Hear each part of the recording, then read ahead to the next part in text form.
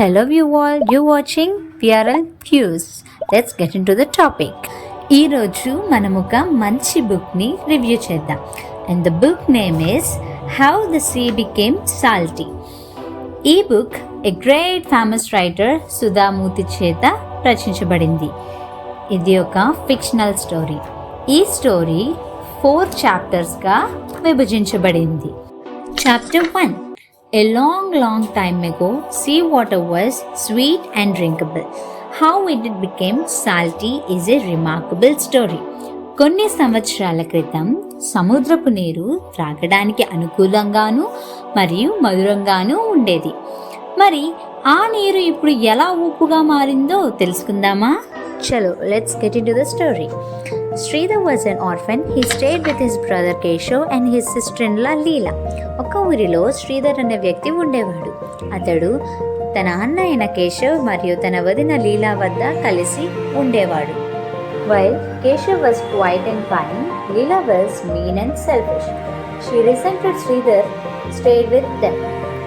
కేశవ్ నెమ్మదస్తుడు మరియు దయాగుణం కలవాడు. లీలా నీచమైనది మరియు స్వార్థపూరితమైనది. ఆమె శ్రీధర్పై ఎప్పుడూ కోపగించుకుంటూనే ఉండేది. She would not give him enough to eat, made him work very hard and found many ways to trouble him. ఆమె శ్రీధర్కు సరిపడా భోజనం పెట్టేది కాదు. ఎప్పుడూ అతనిని కష్టపెడుతూ ఇబ్బంది పెడుతూ ఉండేది.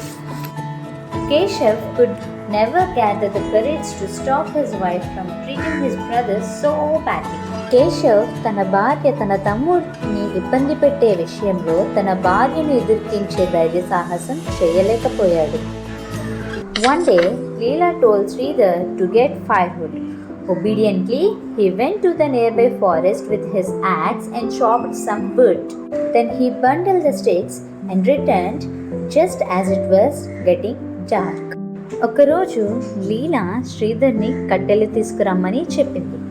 శ్రీధర్ గొడ్డలిని తీసుకొని దగ్గరలో ఉన్న అడవికి పోయి కట్టెలు కొట్టి ఒకటిగా చేర్చి కట్టి తిరిగి మరలా ఇంటికి ప్రయాణమయ్యేసరికి చీకటైపోయింది. On seeing him, Leela shouted, "Look, how late you are. What took you so long? Is this any time to come home? When will I light the kitchen fire and when will I cook?" Then looking carefully, she asked, "Where is the axe? If you have left it in the forest, you have to return right now and get it. I will not allow you to enter the house without it." అది చూసిన లీలా శ్రీధర్ పై గట్టిగా అరుస్తూ, "చూడు ఎంత ఆలస్యమైందో, ఇంతసేపు ఏం చేశావు? ఇదే నా ఇంటికి వచ్చే సమయం? నేను ఎప్పుడు పొయ్యి వెలిగించాలి, ఎప్పుడు వంట చేయాలి?" అంటూ గట్టిగా అరుస్తూ ఇలా అడిగింది. "గొడ్డలి ఎక్కడా? అది నువ్వు అడవిలో వదిలేసి వచ్చావు కదూ. మర్యాదగా తిరిగి వెళ్ళి ఆ గొడ్డలిని తీసుకుని రా, లేదంటే నేను ఇంట్లోనికి నీకు అనుమతి ఇవ్వను." Poor Sridhar had to walk back into the forest in the dark. పాపం శ్రీధర్ అంత చీకటిలో మళ్ళీ తిరిగి అడవికి వెళ్ళాడు. The chapter 2. The shadows were dense and there was no moonlight to help him either. He searched everywhere but could not find the axe. Without realizing it, he wandered deeper and deeper into the forest as he searched. ఆ దట్టమైన అడవిలో నీడ కూడా కనిపించని చీకటిలో వెన్నెల కాంతి కూడా అతనికి సహాయం కాలేదు. శ్రీధర్ ప్రతి చోట వెతికాడు, కానీ గొడ్డలి దొరకలేదు. అయినప్పటికీ తను ఆ అడవంతా వెతుకుతూనే ఉన్నాడు. Suddenly, storm clouds gathered and rain started pouring down. Sridhar spotted a flicker of light in the distance and ran towards it. The light was coming from a fire which had been lit inside a small cave. హఠాత్తుగా తుఫాను మేఘాలు ఒక చోటికి చేరి పెద్ద వర్షం మొదలైంది. శ్రీధర్ తళతళ మెరిసే ఒక కాంతిని చూసి అటువైపుగా పరుగు తీశాడు. ఆ కాంతి అక్కడ ఉన్న గుహలో వెలుగుతున్న నిప్పు నుంచి వచ్చింది. Sridhar dashed in and, to his surprise, saw his axe lying on the ground next to some firewood. Suddenly, some dwarfs emerged from the shadows. ఆ గుహలోనికి వచ్చి ఆశ్చర్యమై కట్టెలు పక్కన నేలపై పడి ఉన్న తన గొడ్డలిని చూశాడు. అకస్మాత్తుగా కొందరి మరుగుజ్జుల సమావేశం ఏర్పడింది. Without taking any notice of him, they gathered around the fire and holding the hands began to dance. Sridhar రాకను గమనించకుండా ఆ మరుగుజ్జులు నిప్పు చుట్టూ చేరి ఒకరినొకరు చేతులు పట్టుకొని నాట్యం చేయడం మొదలుపెట్టారు. As Sridhar stood and watched them in amazement, an old dwarf with a long white beard came up to him and said, "Come and join our dance." Sridhar నిలబడి ఆశ్చర్యంగా వారిని చూస్తుండగా పొడవాటి తెల్లటి గడ్డంతో ఉన్న ఒక ముసలి మరుగుజ్జు అతని వద్దకు వచ్చి, "రండి, మాతో నాట్యం చేయండి" అని ఆహ్వానించాడు. But Sridhar was wonderstruck and did not know what to do. Sridhar ఆశ్చర్యమై అతనికి ఏం చేయాలో అర్థం కాలేదు. He noticed that the fire was starting to burn out, so he chopped the firewood into smaller pieces and fed the fire. మంటలు ఆరిపోవడం గమనించి కట్టెలను చిన్న చిన్న ముక్కలుగా చేసి మరలా మంటను వెలిగించాడు. The night passed with the dwarfs dancing and Sridhar feeding the fire with the fresh wood when it looked like it was dying. ఇలా మరుగుజ్జులు నాట్యం చేస్తూ ఒక ప్రక్కన శ్రీధర్ కొత్త చెక్కలతో మంటను వెలిగిస్తూ ఉండగా ఆ రాత్రి గడిచిపోయింది. Chapter 3. The dwarfs were very happy. ఆ మరుగుజ్జులు చాలా సంతోషించారు. When dawn broke and their celebrations ended.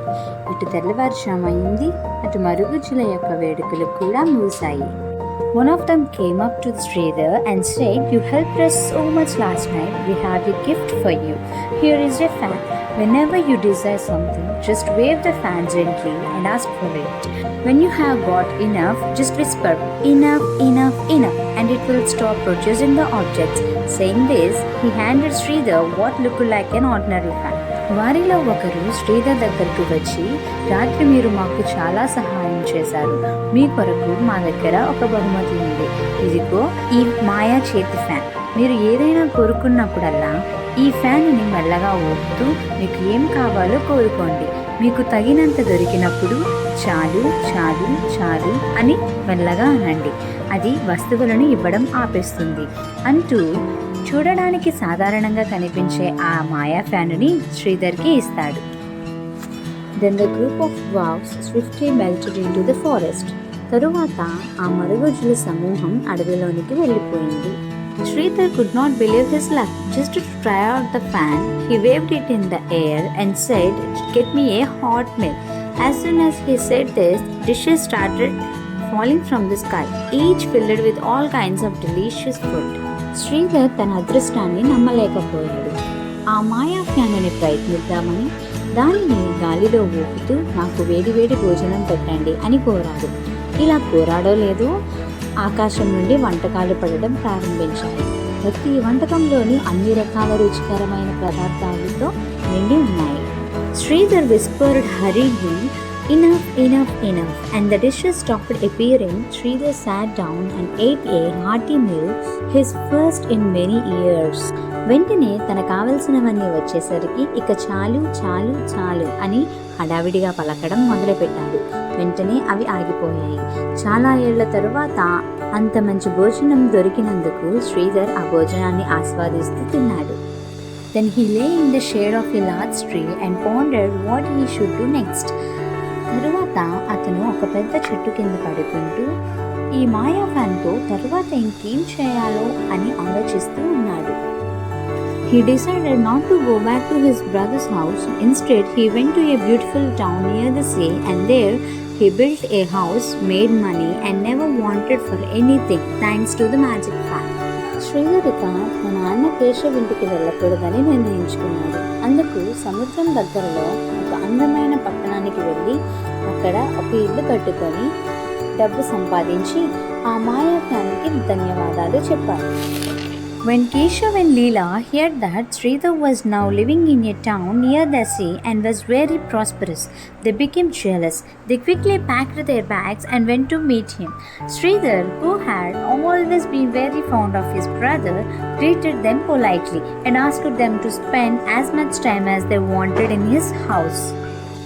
ఎప్పుడైతే శ్రీధర్ సముద్రం దగ్గరలో ఉన్న ఒక పట్టణంలో నివసిస్తున్నాడని, చాలా సంపదను కలిగి ఉన్నాడని తెలిసిన కేశవ్ తన భార్య లీల చాలా అసూయపడ్డారు. వెంటనే వారు వారి బట్టలు సర్దుకొని శ్రీధర్ని కలవడానికి వెళ్లారు. అన్నయ్య అంటే ఎంతో అభిమానం చూపే శ్రీధర్ వారిని మర్యాదపూర్వకముగా పలకరించి తన ఇంట్లో ఎంత సమయం కావాలంటే అంత సమయం గడపమని కోరాడు. Keshav and Leela were amazed to see the riches Sridhar had acquired. Leela told her husband that night, "How is it that your stupid brother has become so rich and we are still trying to make ends meet in the village? You must ask him his secret tomorrow." Sridhar సంపాదించిన సంపదను చూసి కేశవ్ మరియు తన భార్య లీల ఆశ్చర్యపోయారు. ఆ రాత్రి లీల తన భర్తతో ఇలా చెప్పింది, "మీ తెలివి తక్కువ తమ్ముడు ఇంత ధనవంతుడు ఎలా అయ్యాడు? మనం మాత్రం ఇంకా ఈ పల్లెటూరులోనే ఉండాలా? త్వరగా మీరు మీ తమ్ముడిని కలిసి ఆ రహస్యం ఏమిటో తెలుసుకోండి." The next day, when Keshav questioned him, Sridhar told him, "Oh, I just got lucky. I was presented with a magic fan. When I wave it and ask for what I want, the fan produces it out of thin air. When I have enough in..." మరుసటి రోజు కేశవ్ శ్రీధర్ని అడుగగా, "అది అంతా ఆ మాయా fan వల్లే. అది నాకు బహుమతిగా వచ్చింది. మనకు కావలసినది కోరుకుంటూ దానిని ఊపితే మనకు కావలసినది దాని నుండి వస్తుంది. తరువాత మనకు తగినంత ఉన్నప్పుడు దానిని ఎలా ఆపాలో చెప్తూ ఉండగా కేశవ్ ఇంక తన తమ్ముడి మాటలను వినిపించుకోడు. Keshav did not have the patience to hear it anymore. "That's nice," he said. "May God bless you." Then he ran to tell Leela the story. Her greedy eyes glittered when she heard it. She had to get her hands on that fan. "అది చాలా బాగుంది" అంటూ దేవుడు నిన్ను ఆశీర్వదిస్తాడు అని చెప్పి కేశవ్ తన భార్య అయిన లీలా దగ్గరకు పరుగున వెళ్ళి జరిగినది చెప్పాడు. ఆమె అది వినగానే ఆమె కళ్ళు అత్యాశతో మెరిసిపోయాయి. ఆ మాయా ఫ్యానుని ఎలా అయినా సొంతం చేసుకోవాలనుకుంది. That night, when everyone was asleep, she made Keshav creep into the room where the fan was kept and steal it. Then the two of them ran out of the house, clutching the fan and bags filled with valuables stolen from the Sridhar's house.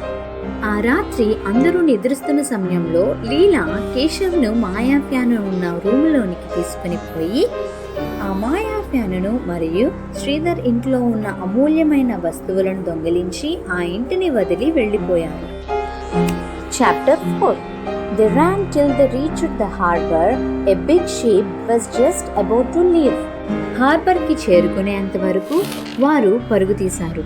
అప్పుడే ఒక పెద్ద ఓడ అక్కడ నుండి బయలుదేరడానికి సిద్ధమైంది. Leela said, "Why don't we leave this country once and for all with this fan? We can make a good life for ourselves anywhere." As usual, Keshav agreed and the two boarded the ship. లీలా ఇలా అంటుంది, "మనం ఎందుకు ఈ దేశాన్ని వదిలి వెళ్ళిపోకూడదు? ఈ ఫ్యాన్తో మనం ఎక్కడికైనా వెళ్ళి మంచి జీవితాన్ని గడపవచ్చు." దానికి బదులుగా ఎప్పటిలాగే కేశవ్ తన భార్య మాటలను అంగీకరిస్తూ ఇద్దరూ ఓడ ఎక్కారు. Seeing them, the captain asked, "Are you two new around here? Who are you?" వారిని చూసిన కెప్టెన్ ఇలా అడిగాడు, "మీరిద్దరూ కొత్తవారా? ఎవరు మీరు?" అని. Quickly, Leela answered, "My husband is a salt merchant. We are going to other countries to try and sell salt there. Our bags contain only salt." వెంటనే లీలా, "నా భర్త ఉప్పు వ్యాపారి. మేము ఇతర దేశాలకు పోయి ఉప్పును అమ్ముతూ ఉంటాము. మా బ్యాగుల్లో కూడా ఉప్పే ఉంది."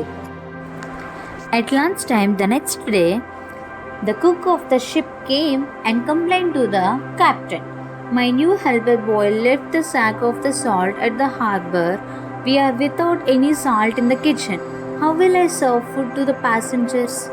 మరుసటి రోజు మధ్యాహ్న భోజన సమయానికి ఓడలోని వంటవాడు వచ్చి కెప్టెన్కు ఇలా ఫిర్యాదు చేశాడు, "నా కొత్త సహాయకుడు ఓడరేవులో ఉన్న ఉప్పు బస్తాను విడిచిపెట్టాడు. వంటగదిలో కూడా ఉప్పు లేదు. ఇప్పుడు నేను ప్రయాణికులకు ఆహారాన్ని ఎలా అందించగలను?" అని ఇలా అన్నాడు. The captain immediately remembered the salt merchant on his ship. "Don't worry," he told the cook, "I'll get some salt for you." అప్పుడు కెప్టెన్కి వెంటనే తన ఓడలోని ఉన్న ఉప్పు వ్యాపారి గుర్తొచ్చాడు. "బాధపడకు, నేను మీకు ఉప్పు అందిస్తాను" అని ఆ వంటవాడితో కెప్టెన్ చెప్పాడు. Then he went to Keshav and said, "If you don't mind, can we buy one sack of salt from you for the ship's kitchen?" అతడు కేశవ్ దగ్గరకు వెళ్ళి, మీకు అభ్యంతరం లేకపోతే ఓడ వంటగది కోసం మేము మీ నుండి ఒక ఉప్పు బస్తాని కొనుక్కోవచ్చా అని అడుగుతాడు. Keshav had to say yes. He and Leela went to a corner of the ship and waved the fan. "Give us salt," they said. Immediately, sacks full of salt started falling from the sky. Keshav హా సరే అని చెప్పి కేశవ్ లీలా ఓడలో ఒక మూలకు వెళ్ళి ఆ మాయా ఫ్యానుని ఊపుతూ మాకు ఉప్పు ఇవ్వండి అని అడిగారు. వెంటనే ఆకాశం నుండి ఉప్పుతో నిండిన బస్తాలు పడటం ప్రారంభించాయి. But the couple did not know how to stop the magic fan. "Stop," they yelled. Still the snacks kept falling. "Cease, halt, discontinue," they shouted. But they never got the right words. Enough, enough, enough. అయితే మాయా ఫ్యానుని ఎలా ఆపాలో తెలియక ఆ జంట ఆగు అని అరిచారు. అప్పటికి బస్తాలు పడిపోతూనే ఉన్నాయి. ఆపు, ఆపివేయు, ఆగిపో వంటి చాలా పదాలతో అరిచి ఎంతో ప్రయత్నం చేశారు. కానీ చాలు చాలు చాలు అని మాత్రం అనలేదు. Thousands of sacks of salt fell from the sky. The ship overturned and sank. ఆకాశం నుండి వేలాది ఉప్పు బస్తాలు పడిపోవడంతో ఓడ తిరగబడి కూలికిపోయింది. The salt spilled into the sea. It rained salt eggs for many days till the dwarfs heard about it and used their magic to make the fan stop.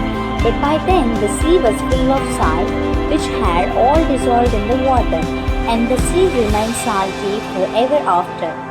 ఉప్పు సముద్రంలోనికి చిమ్మింది. ఇక మరుగుజ్జులు దాని కూర్చివిని ఆ మాయా ఫ్యానుని ఆపడానికి తమ మంత్రశక్తిని ఉపయోగించేంత వరకు ఉప్పు బస్తాల వర్షం కురుస్తూనే ఉంది. కానీ అప్పటికే సముద్రం అంతా ఉప్పుతో నిండిపోయింది.